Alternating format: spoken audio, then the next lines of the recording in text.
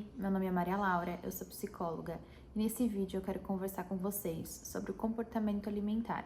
Então, tudo que envolve, os hábitos alimentares, a nossa imagem corporal, que são questões que influenciam diretamente na nossa autoestima, na nossa saúde mental, eu acho que é bem interessante, assim, a gente pensar um pouquinho mais a fundo sobre esse assunto. Então, para começar, eu já quero trazer uma reflexão que eu acredito que muitas pessoas nunca tiveram, que é a seguinte. Tu sabia que quando tu se olha no espelho, o que tu vê não é de fato a tua imagem refletida ali como ela é na realidade? Que quando a gente se olha no espelho, a gente vê a nossa representação mental do nosso corpo? Ou seja, é como se assim, quando tu fecha teu olho e tu pensa na tua silhueta, nas formas do teu corpo, essa representação, essa ideia que tu tens de ti já previamente sobre o teu corpo, ela influencia diretamente o que tu vais ver refletido no espelho. E por sua vez, essa tua representação mental, ela não é influenciada, obviamente, apenas pela tua imagem objetiva, sobre fotos que tu já viu do teu corpo, de acordo com o teu peso e tudo mais. Ela é influenciada por muitas questões subjetivas também e por muitas questões de padrões culturais, sociais, a tua imagem idealizada de um corpo ideal, que inclusive muda, de acordo com esses padrões culturais. Por exemplo, antigamente apenas o corpo super magro era idealizado, Hoje em dia a gente já tem a questão de músculos, então a tua representação mental, ela também carrega esses ideais culturais, esses padrões de beleza, do mundo de agora, do mundo atual. Dessa forma, é como se todos nós tivéssemos um certo grau de distorção de imagem, já que a gente não vê o nosso corpo como ele é na realidade. Mas isso acontece também porque o nosso corpo é um dos únicos objetos, que a gente não consegue enxergar em 360 graus. Então não tem como eu me ver de fora, Eu me ver como as outras pessoas me veem. Então isso também contribui ainda mais para que a gente não tenha uma visão realista sobre o nosso corpo. Pensando dessa forma, um grau leve ali de distorção de imagem não é um problema, Mas, ao mesmo tempo, todos os transtornos alimentares, eles necessitam de um transtorno de imagem para se configurar um transtorno alimentar. Se nós formos pensar nos extremos, isso fica muito claro. No caso da anorexia, por exemplo, tem uma distorção de imagem muito grande, em que a pessoa, mesmo estando macérrima, ela vai se ver no espelho gorda, enfim. Só para ilustrar, o quanto a distorção de imagem ela pode ser prejudicial. Aprofundando um pouco mais nos componentes que formam a nossa imagem corporal, além da imagem idealizada de acordo com os padrões culturais, nós também temos uma grande influência da imagem representada por terceiros, principalmente no nosso desenvolvimento, da nossa história. Então, por exemplo, se tu ouvia quando tu era criança coisas ruins a respeito da tua imagem, na adolescência, tudo isso vai formando também a tua autoimagem na tua mente, Então, essa tua visão de ti mesmo. Apesar de que essas questões problemáticas com a imagem corporal e com a autoimagem sempre existiram, Porque desde que o mundo é mundo sempre existiu um padrão de beleza vigente, atualmente é um pouco mais complicado, porque é como se tivesse muito maleável o nosso corpo, Como se ele de fato fosse um objeto que, se eu não estou satisfeita, eu posso mudar aqui e ali, de uma forma muito naturalizada.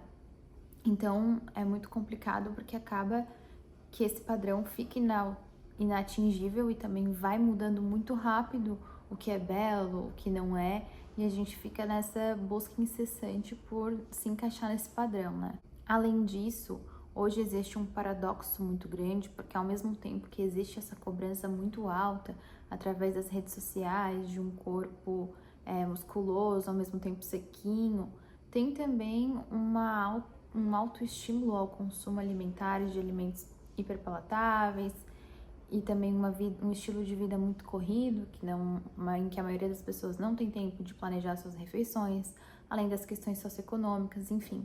Tem muitos fatores aí agravantes, nesse cenário. Assim como os outros transtornos mentais, os transtornos alimentares, eles são multifatoriais, então não existe somente uma causa, Então, para uma pessoa ter uma predisposição maior a desenvolver ou não anorexia, bulimia, vigorexia, É um conjunto de fatores que vai determinar isso. Mas aqui nesse vídeo eu quero focar principalmente na questão emocional, porque atualmente muitas pessoas acabam desenvolvendo, né, transtornos alimentares por não saberem outras estratégias, outras ferramentas para regular as suas emoções, senão a comida, né? Principalmente por esse também padrão alto de exigência com o corpo, em que a pessoa se sente cada vez pior, culpada pelos hábitos alimentares dela, né? Então, eu não consigo fazer dieta, eu sou horrível. E isso aumenta ainda mais a chance de ela ter uma compulsão alimentar, um excesso aí calórico, porque ela se sente mal, então ela utiliza a comida para aliviar um pouquinho esse desconforto emocional e esse ciclo se retroalimenta. A regulação emocional através da comida, ela é um aprendizado, por isso, a partir da psicologia, a gente também tem como desaprender, né? Obviamente com paciência, com tempo e com muito conhecimento. E tem outras também formas de regulação emocional disfuncional. Então, tem pessoas que vão para compras compulsivas, para álcool, enfim, diversas outras formas de vício, digamos assim. E também tem estratégias positivas, né, que não vão te causar ainda um outro problema além daquela tua emoção inicial. Como a questão da regulação emocional por meio da comida é muito relevante nos transtornos alimentares, uma abordagem que traz muitos conhecimentos válidos para tratamento dos transtornos alimentares é a DBT, a Teoria Comportamental Dialética. Pelo próprio nome ali, a questão da dialética, de trabalhar com coisas conflitantes e aparentemente contraditórias, já auxilia muito, porque, por exemplo, muitas pessoas que estão nesse processo de querer emagrecer, elas não conseguem lidar com a ambiguidade de querer mudar a tua realidade atual, estar insatisfeito e ao mesmo tempo se aceitar como tu tá agora. E a DBT acredita que é necessário justamente que tu se aceite no momento presente para que tu consiga se engajar com a mudança e que isso não é conflitante, que essas duas coisas podem e devem coexistir para que tu consiga progredir nesse processo. Outro conceito da DBT que também auxilia é a questão da mente sábia, que é um conceito utilizado, de certa forma, para equilibrar a nossa parte emocional e a nossa parte racional. Então, a DBT diz que no processo de emagrecimento, tu não deve nem só confiar nas tuas emoções, porque sempre que acontecer isso, tu vai agir de forma mais impulsiva, né, pensando mais a curto prazo, em aliviar o teu desconforto imediato, e nem também só na parte racional, só nos fatos. Porque se fosse assim, seria muito fácil, né, fazer um déficit calórico e tudo mais. Mas essa mente sábia é como se tu confiasse na tua própria experiência de vida e experiência interna também. Esse equilíbrio ajudaria a ter pensamentos mais flexíveis, a também diminuir o auto-julgamento, né? Então, com menos crítica, provavelmente teriam menos emoções negativas para descontar na comida. Além disso, também, infelizmente, muitas pessoas têm ambientes invalidantes em que as emoções delas não são validadas por outras pessoas, então também dessa forma tu mesmo poderia validar melhor as tuas emoções, aceitar aquelas questões que tu não consegue mudar no momento atual de forma muito rápida, e também outra habilidade que é ensinada nesse sentido é a tolerância ao mal-estar. A tolerância ao mal-estar tem a ver também com uma aceitação radical da realidade, né? Daquilo que é e que a gente não tem como mudar naquele instante. Então, primeiro a gente tem que saber diferenciar quais são as emoções que tu pode gerenciar de certa forma naquele curto prazo, mas infelizmente tem algumas questões que no momento a gente precisa lidar com aquilo, né? Então, ao invés de tu tentar se esquivar dessa experiência através da comida, de certa forma se anestesiando, a DBT e também a ACT recomenda que a gente vivencie aquilo de forma como se fosse na atenção plena, né? Então, sem julgar essa experiência, mas observando o que a gente está sentindo e aceitando que em alguns momentos a gente vai se sentir mal e faz parte também da experiência humana, né? Porque o que acontece, né?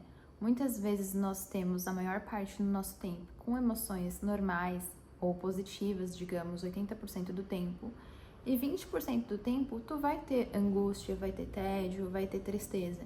Só que muitas vezes a gente gasta o resto do nosso tempo que nós estaríamos bem, os 80%, tentando combater esses 20% que a gente não tá bem. E caso a gente não lutasse contra isso, possivelmente essa resistência diminuiria e a gente ia gastar menos tempo com isso, né? Menos foco nisso, digamos assim. Nessas situações de emoções intensas negativas que tu não tens o que fazer no momento, tu poderia tanto pensar em redução de danos, então pelo menos não aumentar esses sentimentos negativos, né? Tentar deixar pelo menos neutro essa situação, ou então também utilizar habilidades de distração, que não quer dizer que tu vai se anestesiar para sempre desse sentimento, né? Mas se no momento tu não pode fazer nada, tu pode se distrair propositalmente com séries que tu gosta, com filmes que te levem para um outro estado emocional. Resumidamente, no processo de emagrecimento ou de qualquer mudança, é necessário que a gente aceite o que a gente não consegue mudar e vá aí fazendo o que está ao nosso alcance naquilo que a gente consegue controlar, né? Mas mesmo assim, existem fases que não tem como a gente pular.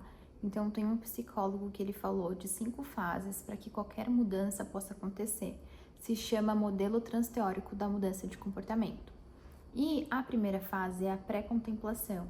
Então, a pessoa ainda nem se deu conta de que ela tem um problema e tudo mais. Depois tem a contemplação. Só depois da contemplação tem a preparação. Aí, depois disso que vem a fase da ação, que a fase da ação também é bem complicada, né? Porque tu tens que estar ali toda hora comemorando as tuas pequenas vitórias para que tu se sinta reforçado a continuar tentando, né? Então, também é muito difícil. E ainda depois da ação tem a manutenção, que é um desafio gigante, né? A gente vê aí muitos programas de emagrecimento em que as pessoas até conseguem perder o peso, mas depois acabam reganhando e tudo mais. Então, é muito complexo. Respeitando essas 5 fases da mudança e de forma mais científica, existe o protocolo de Oxford, que é padrão ouro para tratamento de obesidade e emagrecimento, e eu vou trazer um pouquinho também aqui de algumas estratégias que são utilizadas nesse protocolo, né? Ele é um protocolo que as primeiras fases têm um automonitoramento muito forte, apesar de que é um pouco polêmico, né, hoje em dia, a questão de, por exemplo, automonitorar o peso, porque muitas pessoas não gostam de se pesar toda semana, enfim, traz um desconforto muito grande, mas nesse protocolo acredita-se que isso é importante para que a pessoa consiga ir evoluindo e percebendo ali o seu peso corporal, porque o que acontece é que muitas pessoas com transtorno alimentar às vezes acabam evitando o espelho, a balança, inclusive às vezes ficam com uma imagem mental do passado, né, na mente, porque elas acabam não se vendo, então depois se vê depois de um longo tempo num vídeo, se assusta porque não se reconhece. Mas também tem outras formas de automonitorar o peso, caso isso traga mais sofrimento ainda para a pessoa, né? Tem a questão também de automonitoramento da alimentação através do diário alimentar, que é uma técnica também que é utilizada pelos nutricionistas, né? Eu tô comentando sobre essas estratégias, mas elas, assim, de forma isolada, elas não funcionam, né? Tem que ser um conjunto aí, todo pensado de forma personalizada e individualizada. Além disso, também é trabalhado nesse protocolo as barreiras de cada pessoa em relação ao processo de emagrecimento, a atenção plena ao se alimentar, então também é uma questão que cada vez mais cresce essa importância de estar presente no momento que tu está comendo, principalmente no estilo de vida atual, em que é bem raro que a gente, quando vá comer, não está fazendo outra coisa junto, né, simultaneamente. Depois de pensar em todos esses conceitos, eu acho que fica bem claro como o emagrecimento é uma questão muito complexa, né? Além disso, também tem pessoas que têm vulnerabilidade biológica maiores do que as outras, então tem pessoas que, quando elas veem um alimento hiperpalatável, o cérebro delas se ativa de forma mais emocional do que outras pessoas, de forma mais intensa, como se fosse, então para ela é mais difícil resistir àquela tentação. Então, assim, eu acho que é importante a gente ter isso em mente, para não ficar nesses discursos rasos de que é só força de vontade, ou às vezes deixando ainda esse processo mais difícil, né, para pessoas que têm essas questões de predisposição maior, como se elas fossem culpadas, de certa forma, por estar fora do padrão, enfim. Acho bem interessante trazer essas reflexões para a gente sair um pouquinho aí do senso comum e conseguir pensar mais aprofundado sobre esse tema tão importante que afeta tanto a saúde mental, principalmente de mulheres.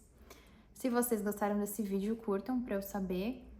E eu também posso trazer um pouquinho mais da minha experiência pessoal em relação a isso, já que também eu fui modelo por um tempo, então também isso influenciou bastante a minha imagem corporal e tudo mais. E é isso, beijos, espero que vocês tenham gostado.